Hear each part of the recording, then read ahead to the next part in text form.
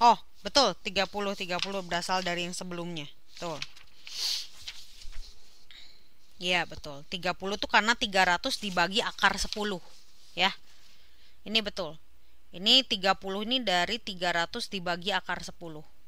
Akar 100, jadi 30, benar.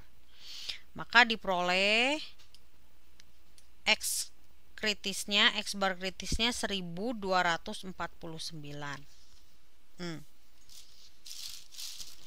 Nggak, ini udah betul ya. Ini 30 ini diperoleh dari 300 dibagi akar 100.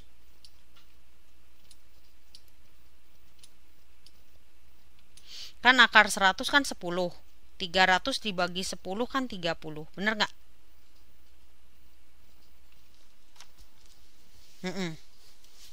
Iya, benar. Nah, maka dapat X kritisnya 1249. Nah, di sini dibilang H0 ditolak bila observasinya lebih dari 1249 dan diterima jika X observasinya lebih kecil sama dengan 1249. Nah, kesimpulan adalah ini lebih besar, rata-rata ya, lebih besar daripada si kritis. Maka kesimpulannya apa? Sama, H0 ditolak. Kalau H0 ditolak berarti kesimpulannya sama dengan cara yang pertama gitu.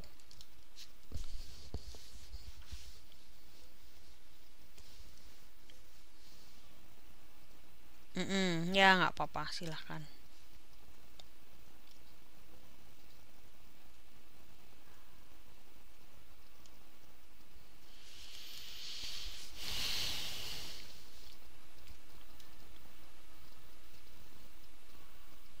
Oke, sampai situ dulu teman-teman. Ada yang mau ditanyakan nggak?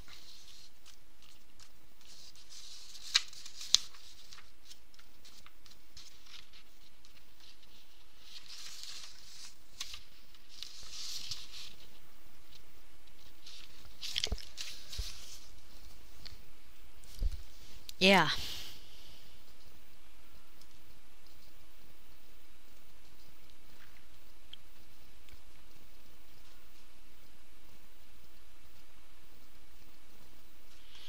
Oke, bisa saya lanjut?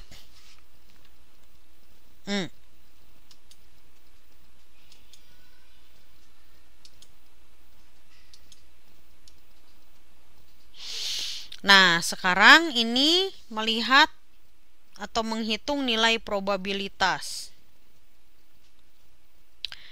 Nah, di sini dari gambar terlihat bahwa rata-rata sampel itu X-nya 1265. Ini merupakan nilai rata-rata umur tabung televisi proses baru dengan distribusi frekuensi di gambar dengan garis patah. Oke.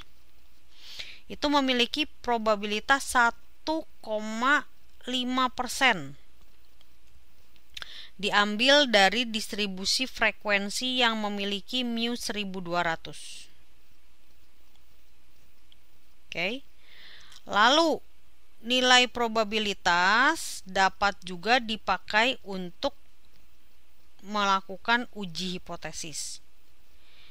Hipotesis 0 ditolak jika dan hanya jika nilai probabilitas lebih kecil atau sama dengan alfa. Nilai probabilitas X bar lebih besar sama dengan angka rata-rata observasi, di mana X bar dan angka rata-rata observasi masing-masing dibakukan dan didapat adalah seperti ini. Ya. X bar min mu dibagi tau per akar n. Oke.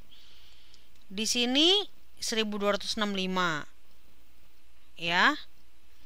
Terus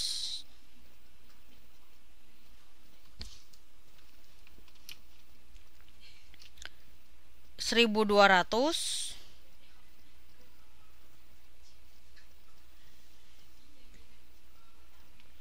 lalu taunya 300 dibagi akar 100, maka diperoleh Z lebih besar sama dengan 2,17. Ini mungkin teman-teman ada yang ini saya udah klik slide-nya. Kalau tidak ada, teman-teman boleh lihat di halaman 7.8.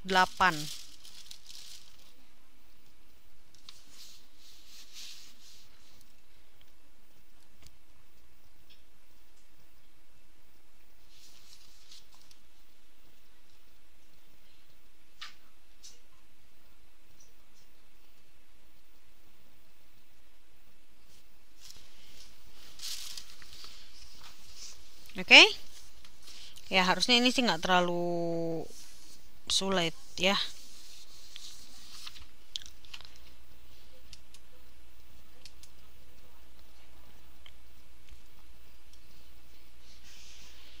Nah, ini kalau ada dibilang ada yang pakai kasus-kasus khusus. Kalau sampel kecil itu pakai T. Lalu kalau beda dua rata-rata sampel besar, pakai rumusnya yang ini. Lalu bila tau 1 dan tau 2 tidak diketahui, maka didekati dengan S1 dan S2. S1 ini adalah standar deviasi ya. Standar deviasi 1 dan 2.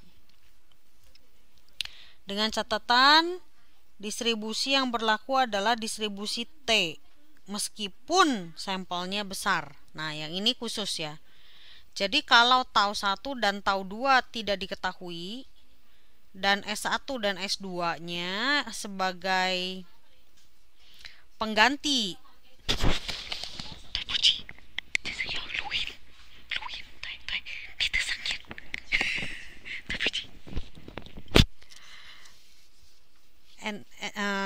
ya, jadi tau 1 dan tau 2 nggak diketahui, terus S1 dan S2-nya sebagai pengganti yang tau 1 dan tau 2. Nah, kalau yang itu pakai rumusnya pakai T.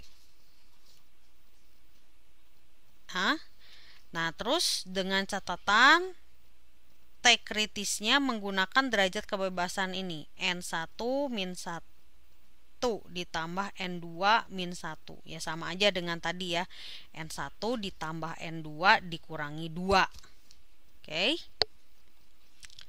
Nah, terus yang ini kalau uji proporsi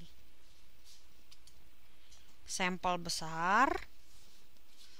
Lalu kalau yang di bawah ini adalah kalau beda dua proporsi sampel besar.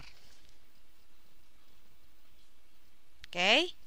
Ini hanya kalau ada yang khusus.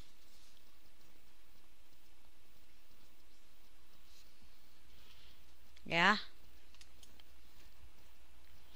Nah, sekarang kita lihat contoh 2.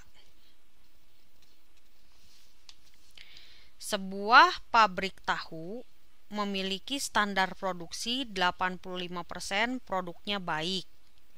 Nah, kalau 85% produknya baik, maka yang rusak berapa? Gampang ya, tinggal 1 dikurangi 85%. Betul, 15%. Ya, betul. Betul. Ya, semuanya benar. Ami, Widya, Erfri, ya Juita benar. Nah, suatu hari kepala bagian produksi memperoleh data bahwa kerusakan hari itu adalah 20%. Nah, di situ diuji apakah bersifat random atau benar-benar rusak secara permanen. Jadi mereka pengen lihat apakah mesinnya yang bermasalah atau ya memang mungkin hari itu kebetulan gitu. Nah, Udah gitu di situ diminta menggunakan beberapa sampel. Sampel 10, sampel 250 dan yang 2500. Dan semuanya menggunakan alfa 5%. Nah, gimana cara menyelesaikannya? Yang pertama adalah tentukan H0 dulu dan H alternatif. Di sini hipotesis penelitian kerusakan lebih dari 15%. Kalau ya, jadi artinya kalau kerusakannya lebih dari 15%, maka mesinnya harus diperbaiki. Nah, ini H0 sama dengan 0,15. Ini dari yang 15%. Lalu H alternatifnya lebih dari 15%. Jadi kalau lebih dari 15% harus diperbaiki mesinnya.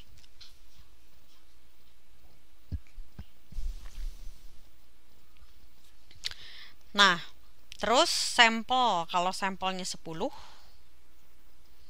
maka derajat kebebasannya adalah 10 min 1. Jadi 9. Lalu tabelnya 0,05. Ya, karena alfanya kan 0,05. Nah, sekarang kita lihat ini dapat 1,8. Ini harusnya sebetulnya bukan 8883 tapi 1,833.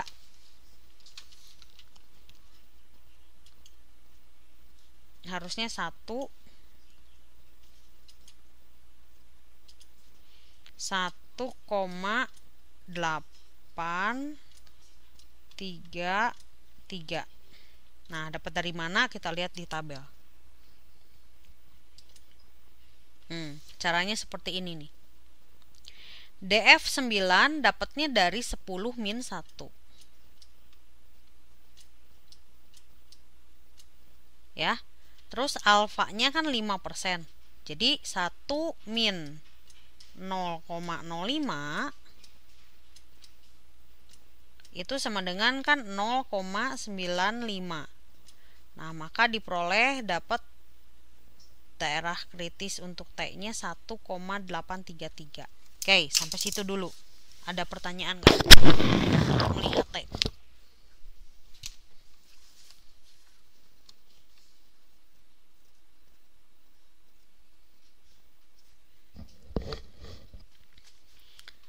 Bisa dipahami?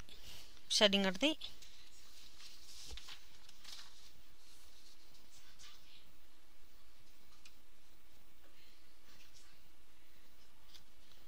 Oke, nah setelah itu ini kan sebagai daerah kritis.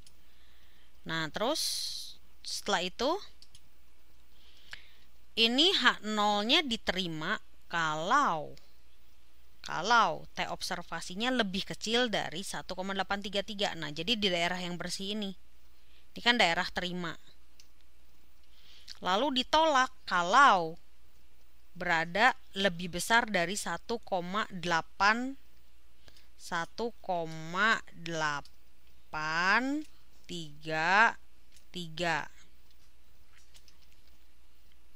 Ya, oke. Nah, di sini yang diarsir ini berarti yang daerah tolak. Jelas ya? Tadi seperti yang contoh sebelumnya. Jadi daerah tolak itu daerah yang diarsir. Oke?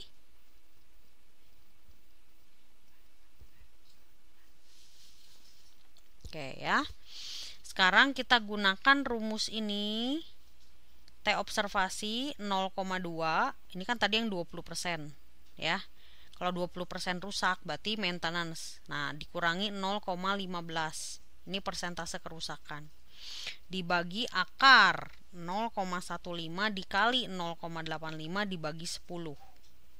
Maka dapat 0,492. Nah, ini kan tadi ini adalah 1,833. Nah, sekarang 0,492 ini kalau diplot itu berada daerah mana? Daerah terima atau daerah tolak?